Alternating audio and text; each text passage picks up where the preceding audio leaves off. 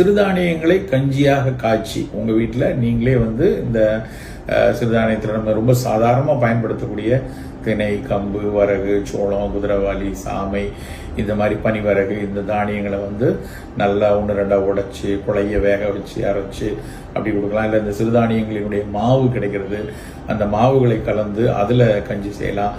அதை கொஞ்சம் ஜீரணத்தைக்கும் சுவையும் சேர்ப்பதற்காக சில பேர் கொஞ்சம் சுக்கு சேர்த்துப்பாங்க, சில பேர் அதில் வந்து சிறு பயிர்களை கொஞ்சம் சேர்த்துக்கொள்வாங்க.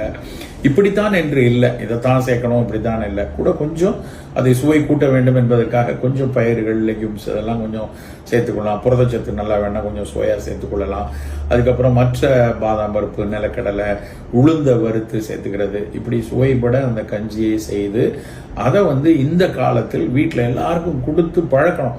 கஞ்சி அப்படிங்கனாலே அது வந்து ஏதோ ஒரு ஏளன பொருளாக ஒரு காலத்தில் பார்க்கப்பட்டது. இல்லைன்னா ஒரு காய்ச்சல் காலத்தில் மட்டும்தான்